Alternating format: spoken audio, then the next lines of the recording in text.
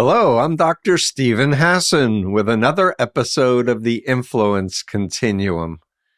Ever think about taking martial arts or know someone who got into martial arts? I know I did. One area that we haven't covered yet on our podcast and in blogs is the issue of martial arts cults. And I reached out to an old friend, colleague, person that I talked with when he first exited the cult. I think it was in 1991 or something, 90 or 91, long time ago when we were youngsters, is Russell Johnson, who joins me now. And Russ, I'll just read a little bit more that you got involved in this martial arts cult at the tender age of 16. You didn't realize the leader of this martial arts organization was functioned like a cult leader, claimed to be a master who had supernatural powers. And you got deep into the world of Chung Moo Quan and the master John C. Kim, a Korean martial arts cult, I might add.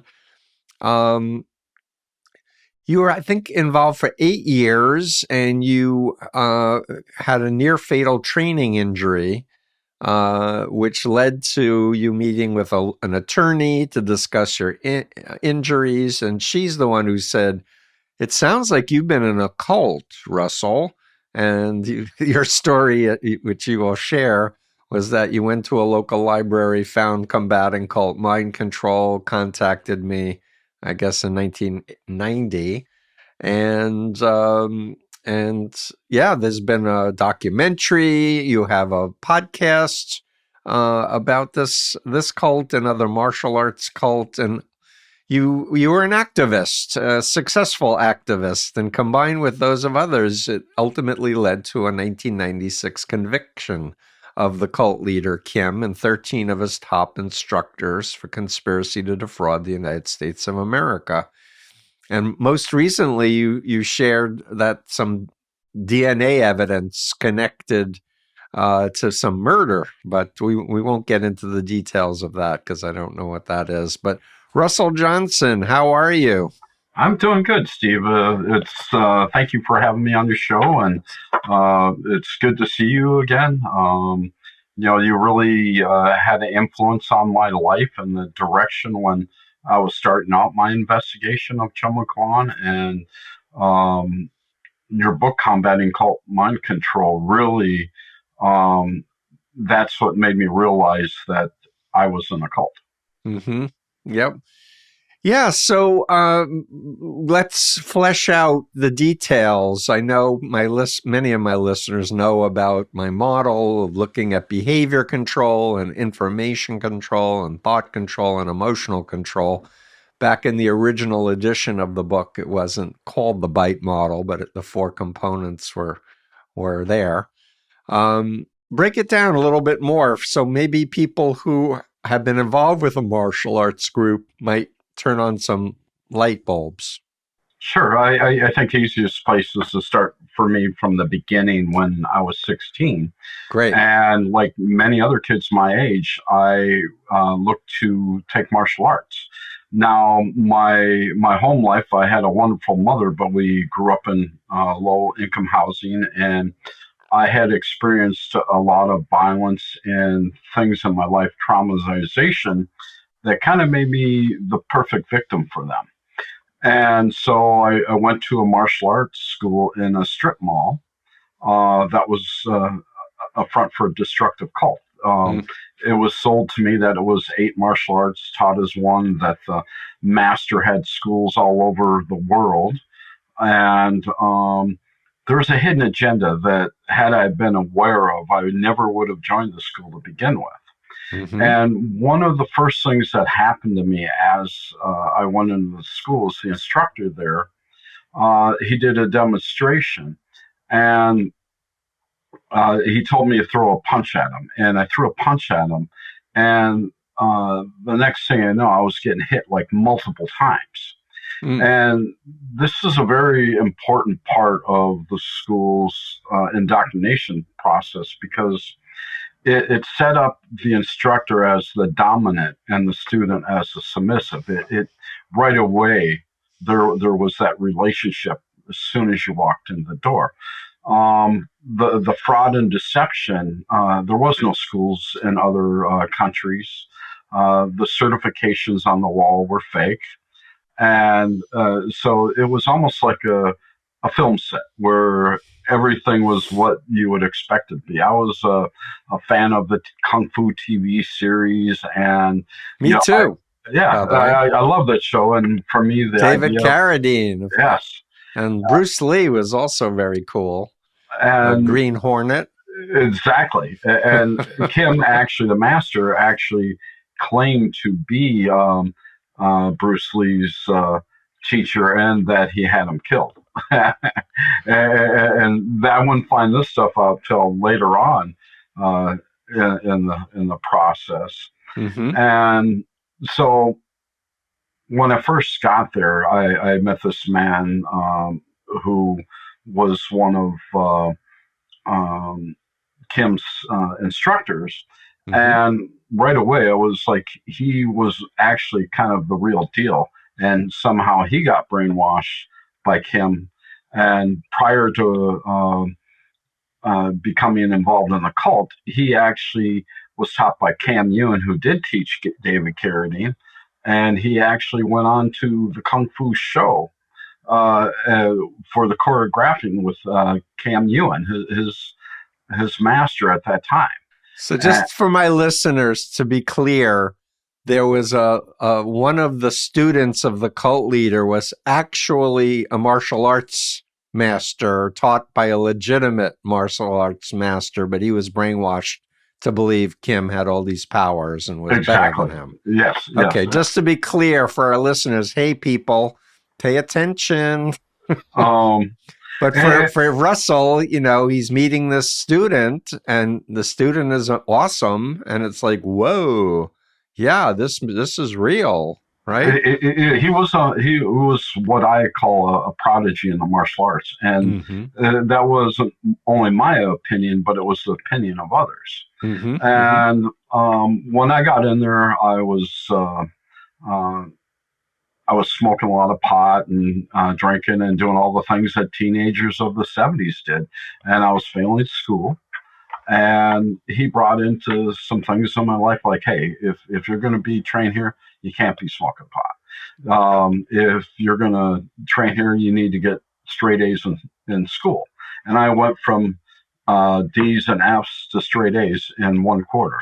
It was really amazing. And he had that type of influence on me. And then, but during the training, they got into the mystical thinking of the group, telling us that John C. Kim had supernatural powers, that he could jump from a 11-story building and land safely, or he could jump from one building to another building, that he could heal anything, and that the way that they had killed Bruce Lee was that one of his instructors from Asia came over and injured him without touch. They sent energy through his body, and that he later died from that. And John C. Kim was a narcissist, and so the idea that he was Bruce Lee's teacher put him in the position where he was above Bruce Lee and Bruce Lee was below. It was that type of right. And it was like a multi-level marketing group in a way, if I remember, because they would sell you on different levels of learning in the school to get you deeper and deeper involved. Yes, and when you walked in, so first you have the master, and then you have different belt levels followed by rank and file. Mm-hmm. So automatically you have this pyramid structure that right off the bat. And what they did is first they started people with group lessons, and I didn't realize this till they started training me on how to sign up students. But what they would do is they would have me, when I became an assistant, is they'd sign up a new student, and then they'd go and ask me to find out about this person, and they called it sideways conversation. And so I would go to the person, I'd find out what kind of car they drove, what kind of job they worked, whether they're married, single, and I would get this detailed information on them, and then it would go in a dossier, and we would take their membership photo. And when we took the membership photo, it wasn't actually for that. What we did is we met in groups at night, and we passed the photo around in the group. And everybody gave their opinion of that person. And once we got done, the higher up in that group would tell us what we missed. And then we would discuss on the ways to manipulate them to get them in to sign up to higher classes. And I looked at it, it was observation followed by manipulation. And some of the things were subtle, like, and I would remember that they did these things to me as they taught me to do it to others. So I call it victim victimizer. Exactly. And they had us believing that we were actually doing it for the person's own good. Of course. Yeah. I was lied to, and then I lied to people. It sucked them in because it was... Exactly. Yep. And it was, ends justify the means. Exactly. And that was they called it true, right, and correct in the school. And it took me years to find out what that phrase actually meant, that it meant the ends justifies the means. And so, like, say you have a beginning student and you teach him a move that he's going to practice in the mirror. And then you would take a more advanced student and you would teach him behind. So when that student is practicing the mirror, that he's seeing with the other students. And so you separate them and you make them feel like they want to be a part of that. And I remember when I got into what they're called black belt course, I was told I had to be recommended. I was told I had to be accepted. So I took the money from my high school graduation that I was given. I had to present it in a white envelope. It had to be cash. I couldn't. Of course, cash. No taxes. Exactly. And the instructors, my instructors, had to say why they were recommended me. And then after I signed the contract, and nobody got copies of the contract. Yeah, that's another warning flag. If you ever sign a contract, it's illegal not to get a copy of a contract. Exactly. And so then after all that was done, then they would line up the whole class. And then they would bring me out, and then they would talk about how hard I tried and how I had earned this opportunity, and that if they had done the same thing, that they could also have that opportunity. And they play that, you might not be accepted. And unless somebody was what they would consider somehow mentally missing, or a group that they didn't want being brought up in the school, like if someone was gay, blacks could only make it up to a certain level. As I was learning to sign up students, I learned the different things. Blacks were called well done ones. Jewish were called hook noses. Racist, anti-Semitic, the whole 9 yards. Yes, and homophobic, and bullies at the same time, because I was a child with epilepsy. I was bullied all the time, and as I was signing up students, that's when they taught me that I had to get in on them, and that's when you make them feel pain. And that's where the dominant, submissive relationship came in. And I learned, and it was amazing to me how it actually worked, in that once you hit somebody and you made them feel pain, how it triggered something in their brain. And we actually had, before these free lessons, we had a release form, and we called it the DDM form, for Death Doesn't Matter. And it literally said that you could die during this demonstration. You made sure that they read that. Yeah, death doesn't matter, huh? Death Okay. doesn't matter. The DDM Here, form. sign here. Death doesn't matter. If I punch you in the chest and you die, whoops, it's on you. Exactly. And the thing was, is as went from assistant to assistant instructor, I did witness violence, and so not only racism, sexism, all these different things. I went in to learn self confidence and discipline, and all of a sudden I'm being turned into the exact person I don't want to be. I'm becoming a bully, um, I did see violence. There was people that were literally assaulted, and then we would go to court, and hey, nobody touched them. And to witness well, these things. Let's tell the story. It's coming back to me, Russ. You told me about someone they were trying to enroll, and you set up the group set up some type of mugging or some type of assault on the street to make him want to come and learn martial arts. Well, there's a few different stories like that, Steve. Well, pick one.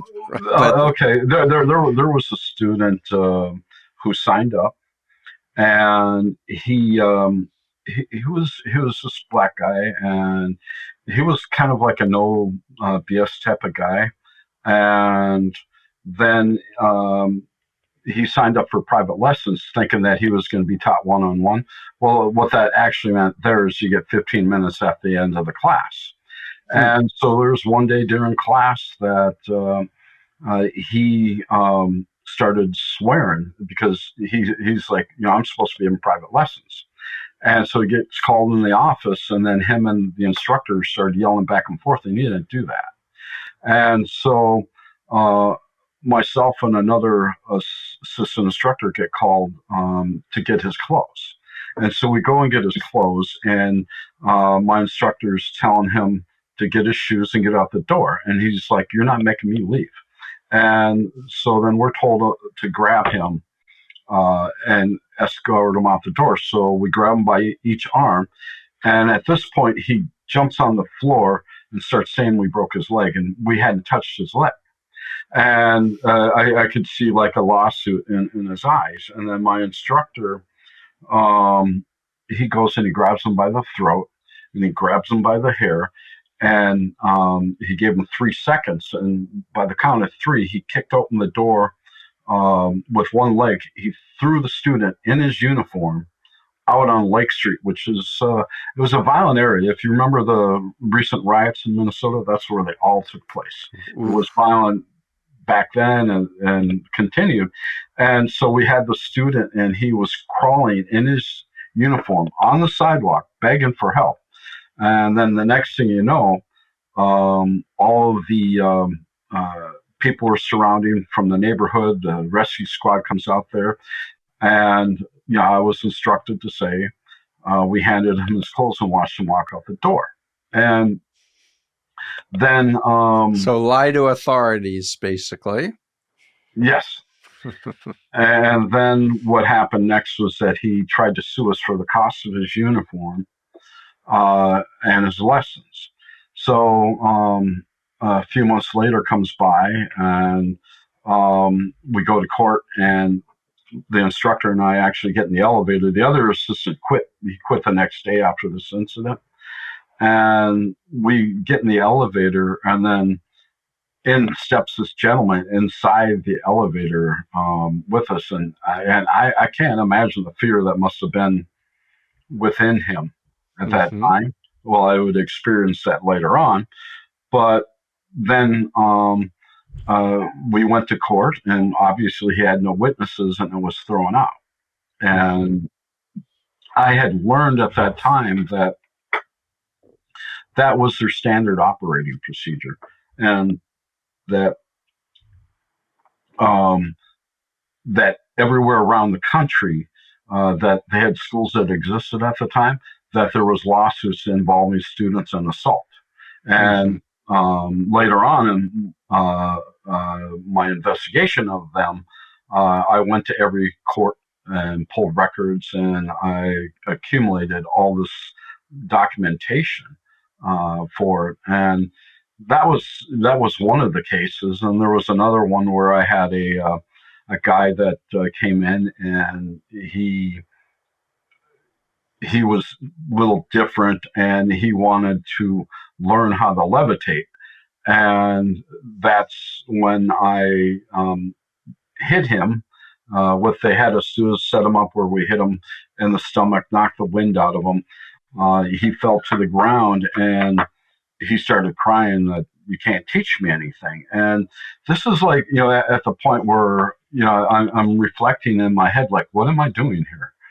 Because I had a very violent childhood, and in junior high and high school, I was known for, if someone was being bullied, I was going to take out the bully. And all of a sudden, they changed me into something that I didn't want to be. And they turned you into a bully, just like John C. Kim. Exactly. And so there was a lot of discipline in the school. And one of the things, like when I was learning how to handle a school, that's what they called it. An instructor would leave at night, and I'd run the class and I'd run the school. And one night he left a note for me of things that I needed to do. And he wrote the note, but he forgot to actually put it out. And so the next day I came in, and he was angry with me. He told me to go change in my uniform and drop down and do 100 push-ups.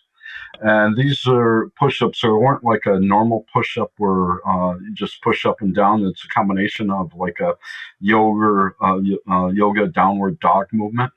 And what it did is it pumped so much blood into my tricep muscle that it constricted the blood flow.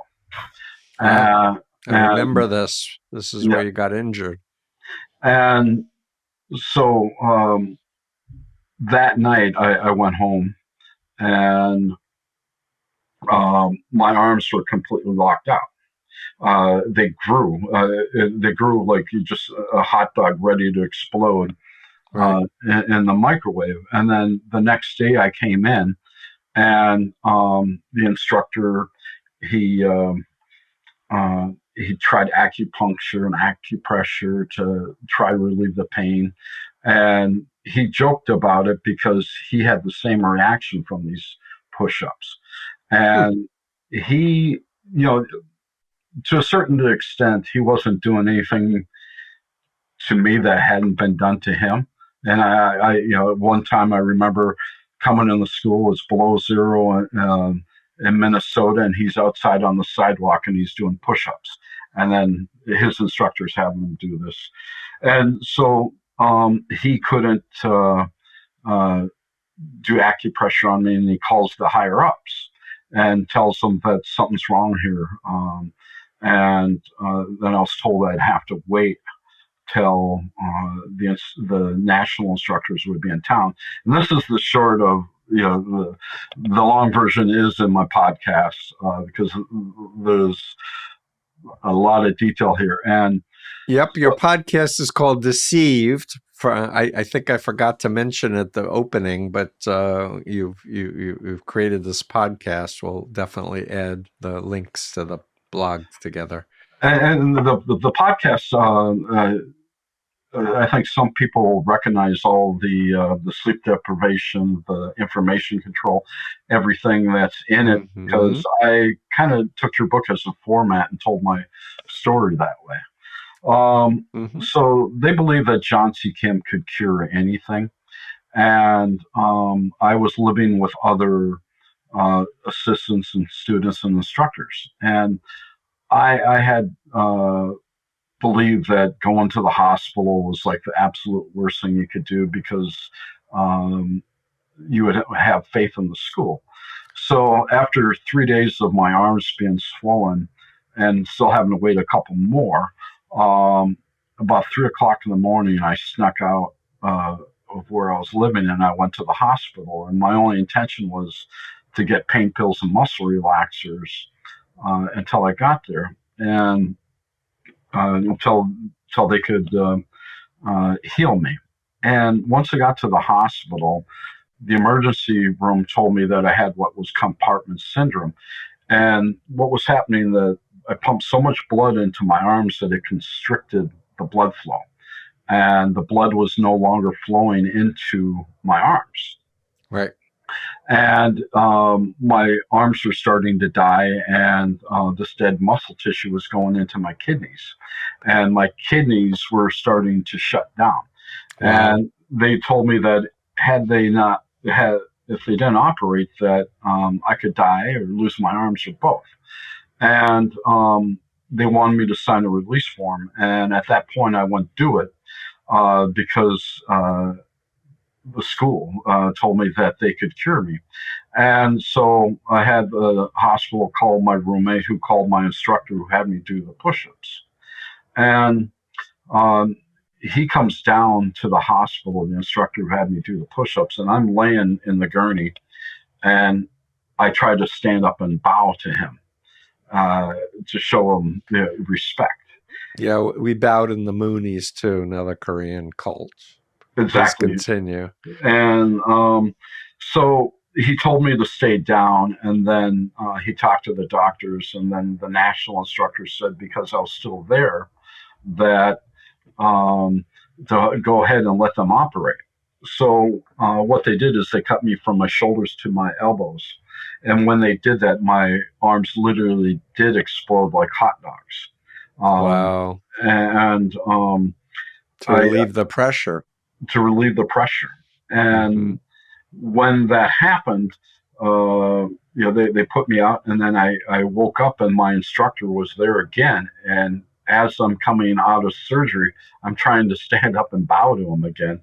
And from that point on, none of the instructors came to see me. I was in the hospital for 16 days. And assistants would, but no one of a higher level would come and see me.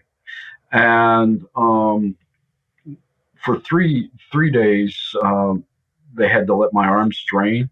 So I was in gauze, and it was just wide open in the back. And then what they had to do is they had to skin graft skin from my legs onto both arms to be able to close the wound. And they couldn't close it back up because it would have put the pressure back on. And so I was in the hospital for 16 days. I got out on a Saturday, and come Monday, I was back in the school, and I was teaching class. I couldn't dress myself. Other assistants had to put me in my uniform, and the only thing I could do was move my arms and direct someone else to demonstrate the movements I was in. And well, let me interrupt, if I may, Russ, and just say, so, because I was in a near fatal van crash, broke my legs, really damaged. I had one 1-hour visit with my team. Otherwise, no one visited me either. And, you know, the point when you're in a mind control cult and you're believing that they have supernatural powers and they can heal you, and they don't heal you, it's your fault. Like there's something wrong with you, right? And they don't even want to engage because they don't want anyone thinking actually what they're claiming is wrong, right? So they just want to try to ignore the whole thing. But I wanted to flesh out this point because I'm sure a lot of listeners are going, oh, yeah, something like that happened to me too. And that's exactly what happened. Now, the other assistants did come down, and they brought me pizzas and movies and stuff. I had Playboy, which I thought was kind of funny. I couldn't even turn pages. Right. And But when I got out of the hospital, I started to be asked why I went to the doctor. Why didn't I know that I could come for the school to help? They totally denied that I ever came and was told to wait. Right. And so then I was starting to be blackballed. And one instructor after another would ask me the same question, including the instructor who told me to wait. And it planted a seed that day, and it took almost a year and a half later for that seed to explode. Mm-hmm. But to hear that you didn't have faith in school, and then they didn't want other students to know what happened to me. So a lot of times, like we'd be in the dressing room changing, we'd make all the other students turn away from me as I was changing, and other people were helping me get in. And so during that time is when I actually became a first degree black belt. The injury happened in May, and I tested for black belt around September, I believe, of '87. And by that time, I was the worst physical condition of my life. I was probably about 30 pounds overweight. And I was always led to believe that black belt was going to be this, level where you're going to, like Scientology, clear. And they use the word clear, right? That I would be clear at that point. And then shortly after, I would meet John C. Kim for the first time in 8 years. And so I'm at home living with the other assistant instructors, and I get this call saying, come to Crystal. That's where the higher belts live. And so I go there, and I knew why I was going there. And there was like a reception line waiting to meet him. And so I go in there and I see him, and I see this short, stocky Korean man, and he's got this permed hair, and he's wearing a gold chain, diamond rings, gold, and then he has leather snakeskin cowboy boots on, Adidas jumpsuit, and he had the porn mustache. And then it was really at that time that I started like a big like clarity was coming through, because what I was expecting, he claimed to be the second coming of Jesus Christ, right. and I was expecting to meet that, and I'm looking around the room at all these instructors, right, and I realized that they all had permed hair, and I knew they permed their hair because I had 5 sisters and a mom who permed their hair, so I knew permed hair when I saw it. And so I'm looking. So they wanted to clone themselves to look like him, in other words. Exactly. So they all had permed hair. They had the porn stash. They all had the Adidas jumpsuit. And one of the funnier parts of it is he spoke broken English. So American-born instructors spoke that, because he was the epitome of the perfect man. And I did. I spoke bad English too when I was in the Moonies, because that's how they talked, and we were told to be like him, Sun Myung Moon. Exactly. And there's questions whether John C. Kim and Moon actually knew each other. Kim Wouldn't be surprised at all, because the Moonies have the World Taekwondo Federation. They're into martial arts. And Jun Rhee and all those. My research went back that Kim and Rhee and the Lee brothers are several prominent Korean martial arts masters at that time that knew each other. And so I don't know if that goes back to Korean Gate, the CIA teaching the Koreans that if maybe they were all in the same group, but they all came over here and went similar directions. So meeting Kim that night, it was interesting because my instructors were always like, stern, hard men, and all of a sudden they're like children around him. And they made all of us that were there. There was about 30 of us, and we had lobster and shrimp. We were eating with a king, so we were going to be fed uh, with a king. And it was about 3 o'clock in the morning, and he's starting to tell these stories about living in a cave in Korea with tigers and all his training. And he'd start getting into these deep, deep conversations. And we're sitting on the floor and our legs are crossed, and any period of time, your legs are going to fall asleep.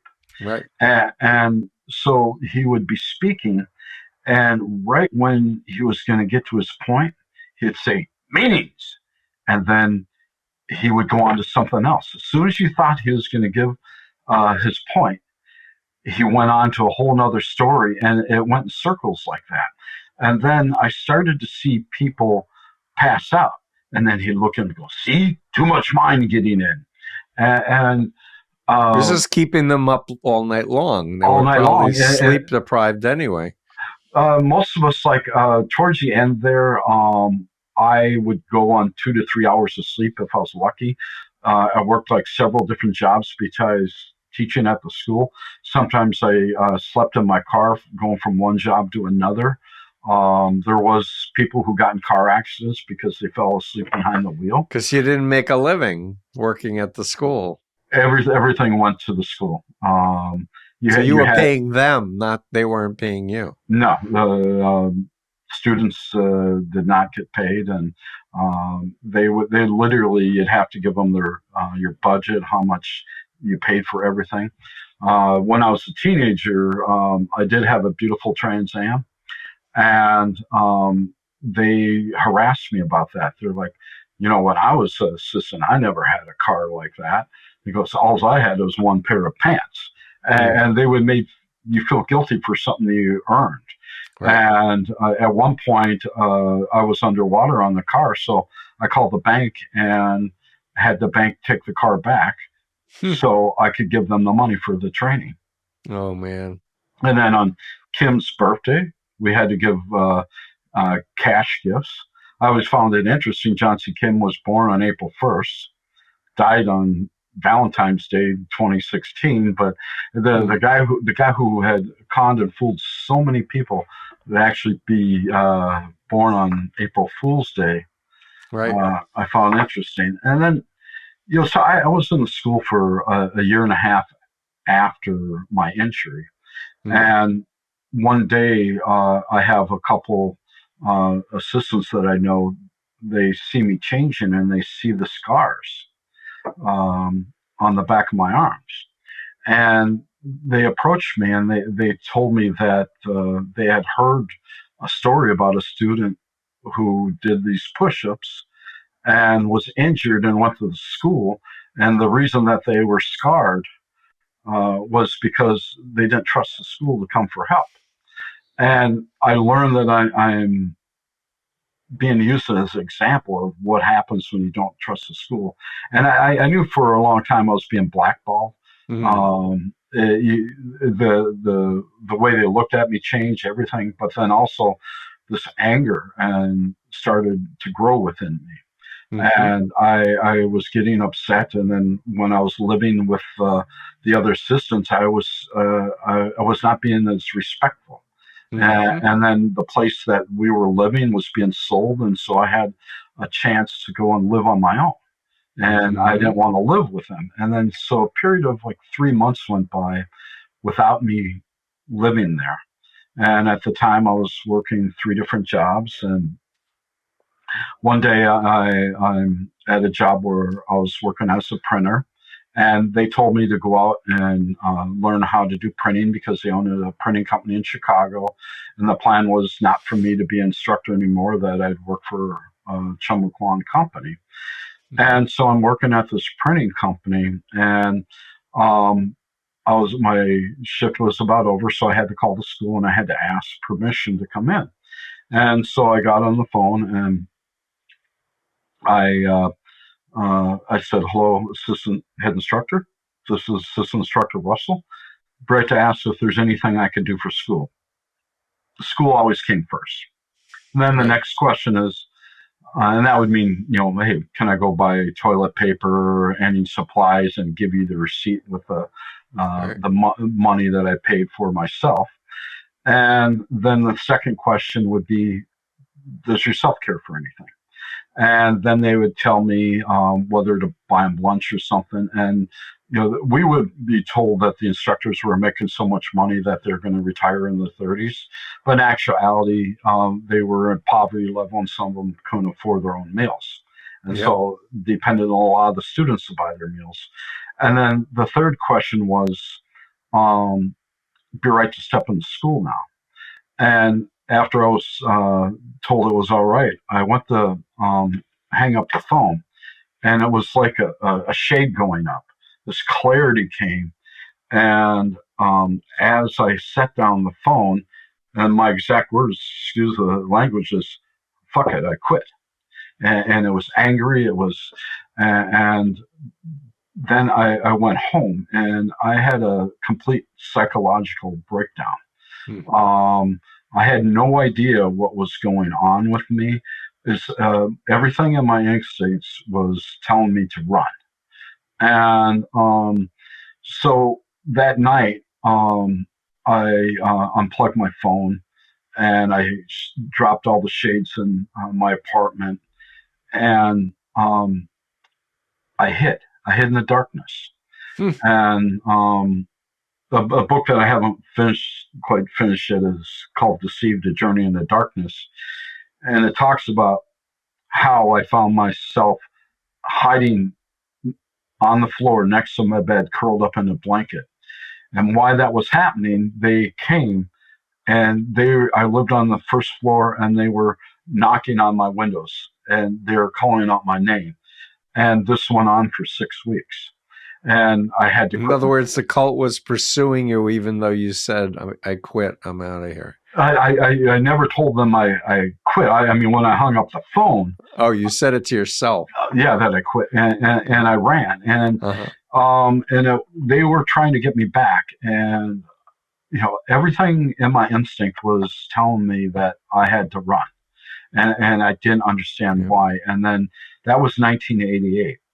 Mm-hmm. And I had 2 years to think about what happened to me. And then I had a good friend that was doing some just talking with me, and we talk at night. And I would go over all these things that happened, all the questions. And then 1990, I had reconstructive surgery on my arms where they're going to take the scar tissue off. Mm-hmm. And when I had that surgery, I was in a lot of pain. The first time I couldn't show the pain that I was in, but I was in a lot of pain, and I was angry. I was pissed off, and that anger was directed towards them. And the very next day, after the surgery, the phone rang, and it was an instructor from the school, and he was actually a close friend of mine. We went to junior high school and high school together. And what had happened is that they started franchising these schools. And he was asked who he wanted to own a school with, and he said me. And so 2 years after I left, he called, and I was so angry, and I wouldn't meet him at the school. I felt like if I had gone down the school, it would be like going into a Scientology center, that I'd become. It was a cult. It really was. A cult. And full-fledged. They believed that he was the second coming of Christ, that he died and came back to life. I mean, he said that he came here to fix the mistakes of Jesus. Of course. But you didn't find out it was religious till the end. And so what had happened is I agreed to meet him, and he told me at that time, we met at a restaurant, that there had been an investigation in Chicago that exposed the group, and he didn't know what it was involved in, and that they had to make a lot of changes from that point on. And after that meeting, he said that he'd get back to me, and 2 weeks went by, and he didn't get back to me. And then so I called him up, and he was like, "Oh, did I say I'd get back to you?" He said, "Well, they felt what happened to you was too bad, but that was about it." And then he said, "Someone's got to make a payment. I got to let you go." And I was so angry because, again, it was like all about the money. Right. And so I had made a decision when we met that I was going to get an attorney. Yeah. And so I made an appointment with the attorney, and it was a prominent law firm here in Minnesota. And the attorney, Kate Flom, she understood like mind control like right away, and she suggested that what you're telling me, you've been involved in a cult. They felt that I had a good case, but the whole thing was, how do you collect off of this? And so that night after meeting her, I went to the local library and I checked out Combating Cult Mind Control. And I read that book. I don't normally read books from cover to cover, but I read it nonstop. And then the description of the Moonies, the sleep deprivation, the information control.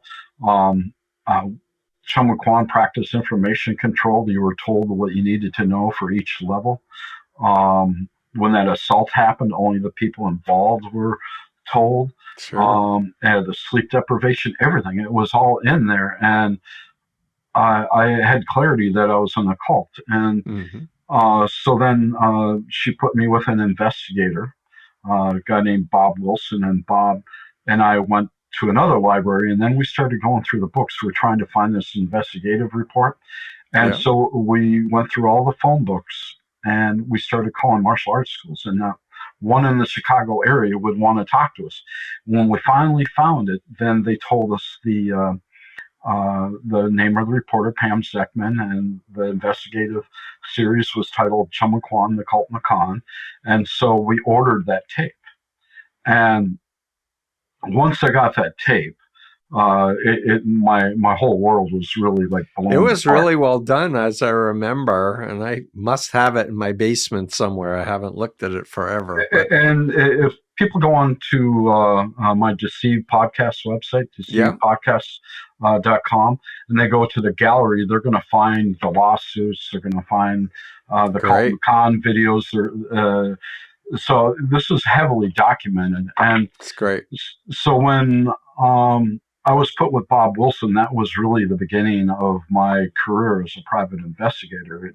It led in, in high school, I had a law class that taught me public record retrieval, and I went to court cases and watched them, and all the stuff was coming together.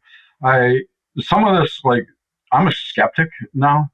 But then there's some things that I can never really explain, like how that phone call happened the day after I got a surgery, and so the universe somehow connected, and but that skeptic mind of mine questions everything.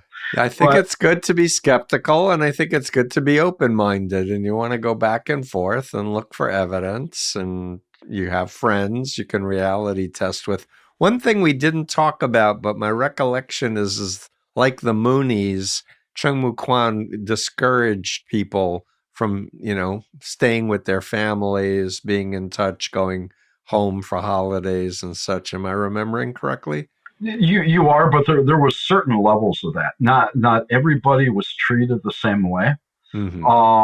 So there was students that would be like shipped off to other states.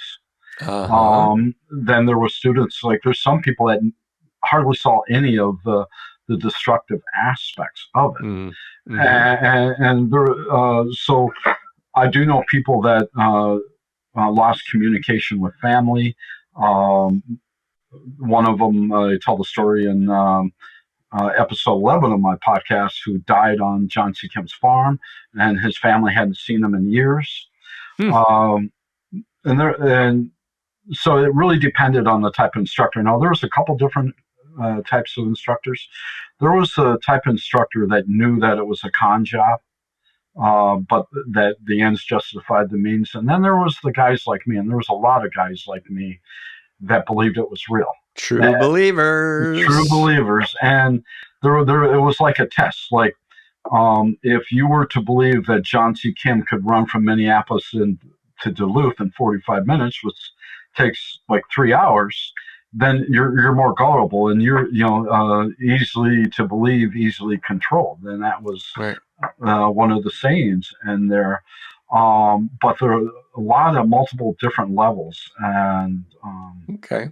Yeah. I'd like you to go on. We have a few minutes left to talk about how he was convicted. So after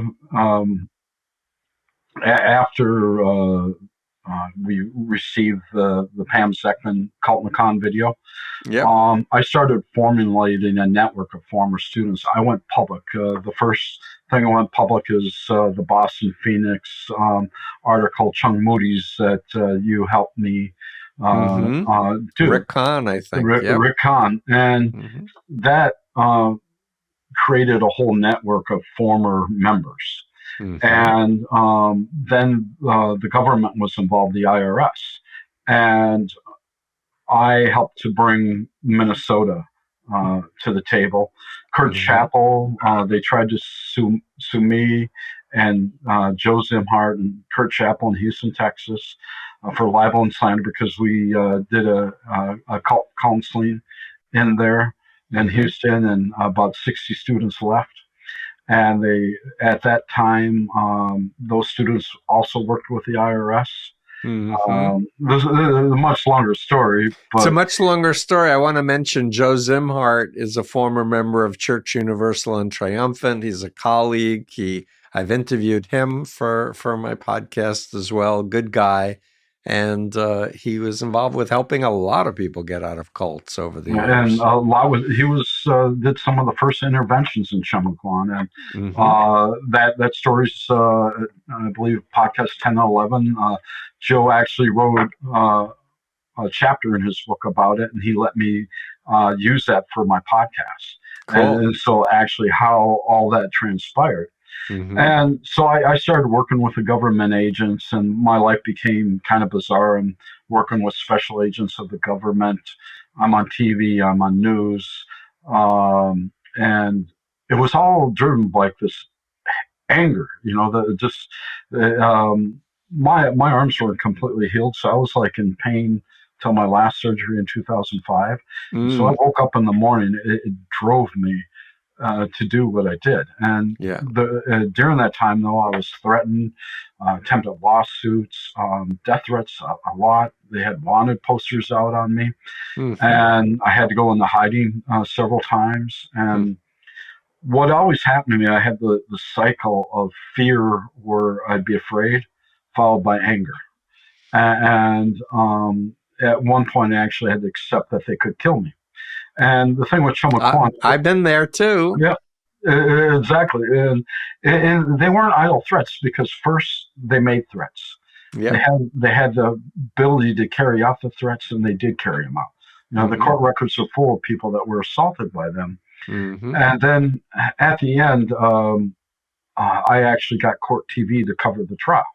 And I did an email campaign. And so the first day of the trial, I'm there with Pam Zeckman, the reporter, and reporter Alan Levine from Court TV, and me and another former student, where the government gave him the CI name, the criminal informant name of Bruce Lee. We were pouring all these guys out in the lobby. And the trial itself really reminded me of what I'm seeing going on with Donald Trump right now. Because you have this man who claimed he was much more than he ever was, that he was the greatest that ever lived.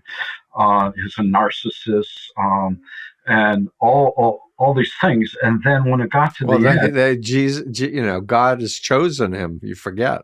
Exactly. And then what's his defense? John C. Kim's defense was that he was this poor, ignorant Korean man who didn't speak English, and he blamed it on all these guys, these 13 defendants that were in court with him, and he needed he claimed to speak 8 different languages, but now he needed an interpreter. Parallel to Moon, when he was brought to court, they had actually sued, I think it was Galen Kelly, for a deprogramming, and Moon got subpoenaed in court, and all of a sudden he couldn't speak English, and he needed a translator. And they, the amazing thing is they caught this on tape, because the first day of the trial, he's like, "Oh, so sorry, me no speaking English." And then as they interviewed him, as the trial went through in the lobby, his English got perfect. And then when he got convicted, it was like, "It's not fair." And they're like, "Why isn't it fair? It's not true." And then when it came to the sentencing, he was bawling, crying, begging for forgiveness that he meant to do no harm. Wow. And it was really... crying. Moon never did that. Yeah, unfortunately, before he went to jail. And it also was for conspiracy to defraud the government of tax revenue. And, I am been trying to pitch a documentary for the last couple of years, and having some headway, whether we'll get there or not. It's kind of interesting. A couple feedbacks I get were that it happened too long ago, or that... Tell them to do the Moonies, and we can add Chung Moo Quan as a sub story, because the Moonies, the Moonies gave Donald Trump over $2 million to endorse them a few weeks after January 6th. Oh, I believe it. No, I didn't know that. Yeah. And that the sons of Sun Myung Moon, one has a gun factory making AR-15s and pistols, car arms. The other one has a cult, the Rod of Iron Ministries, and says we need an AR-15 to worship God properly. I'm not joking. He wears a crown of golden bullets. This is my former cult. Well, Moon did try to bring all the American martial arts under one association at one time. I can't remember if it was the 70s or 80s. Martial arts professional John Graydon, he teaches professional martial arts and how to run a legitimate business. He actually went to this thing in Washington, and they tried to recruit him there. And outed it. Yeah, and I believe in my podcast I interviewed him, and he talks about that experience. Yeah. So as we wrap up, Russ, I just want to mention I created an online course for clinicians and for former members and families and such. And a very prestigious psychiatrist took the course, and he said, Steve, I realized I was involved with a martial arts cult. And I was like, oh.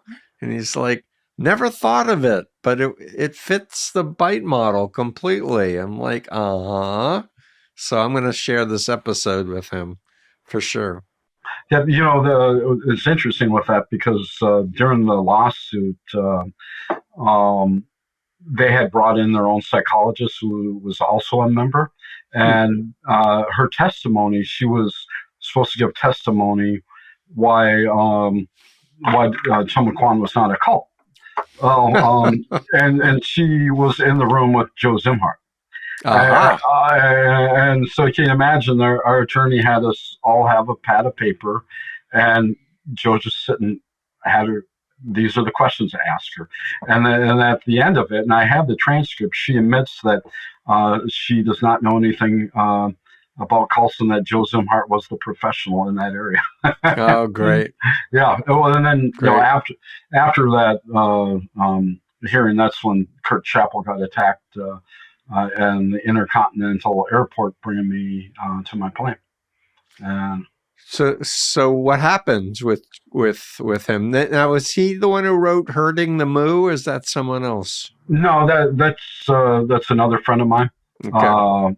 And he went by pen name of Joe Smith, and that was actually an instructor who lived on the farm in Chicago. And it's quite a detailed book. And you're gonna hopefully update it and put it out. Yeah, I'm working with him to update that. Great. Yeah. So I'll talk to you more on that in the sidebar. Great.